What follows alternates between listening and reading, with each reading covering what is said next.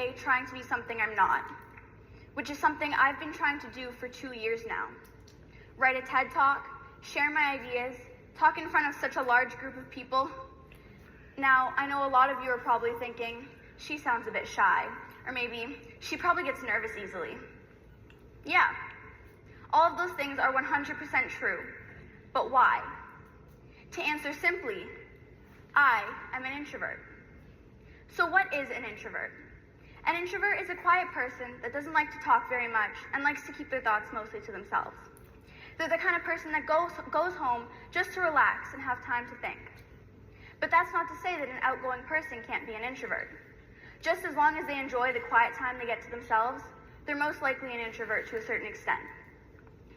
So the main thing I want to address in this talk is that there's nothing wrong with being an introvert. However, society doesn't see it in the same lighting. Society has taught us that being an introvert is the worst thing you can be and that everyone should want to be extroverted. We're told that being outgoing is good and being shy and quiet is bad. We're told in elementary school we have to raise our hands, participate in class, or we lose marks. Every year at parent-teacher interviews, my parents would hear the same thing. Your daughter is very shy. She needs to learn to speak up more. I was told to share my voice whenever possible. As an introvert, those are some very hard standards to achieve. This is why I joined the TED Ed Club 2 years ago, to prove to not only myself, but to everyone, that I wasn't shy. I could write a talk just like everyone else is doing it. No big deal. Slight problem, I never wrote a talk. I couldn't come up with a topic I was truly passionate about that I felt like I wanted to share with the world. I would show up to every meeting and watch my peers continue to develop their talks, and I would get frustrated with myself. Why could they share their ideas so easily and I couldn't even come up with a topic? Now, looking back, I realize I have passions, I have views on the world, and I have opinions.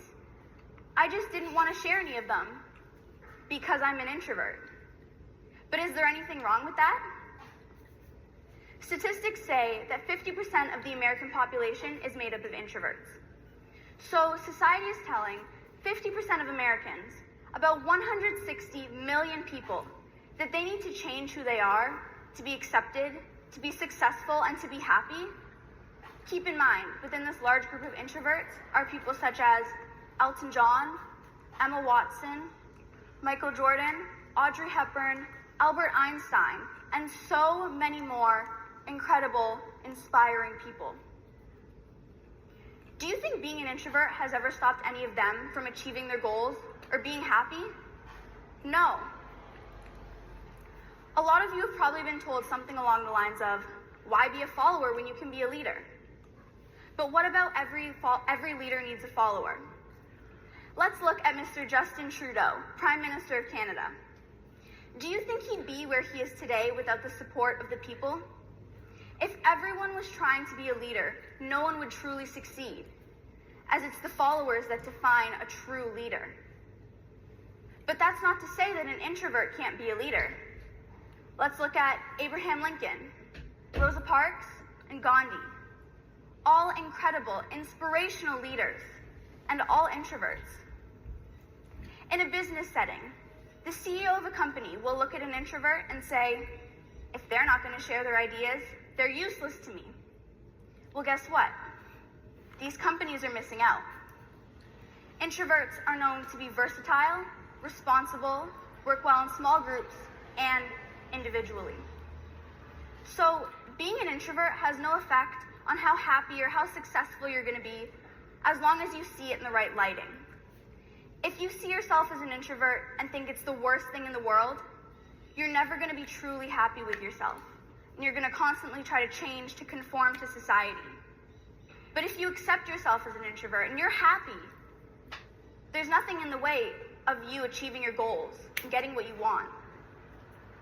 All in all, there's absolutely nothing wrong with being an introvert. No matter what society may say, you don't need to change who you are, because being an introvert's great. Before I leave, I want to end with a quote from the book Quiet, The Power of Introverts in a World That Can't Stop Talking by Susan Cain. The secret to life is to put yourself in the right lighting. For some, it's a Broadway spotlight. For others, it's a lamplit desk. So, the next time you see that quiet kid in the back of the class, doesn't participate very much, I want you to think, I wonder what great things they're going to come up with next. Thank you.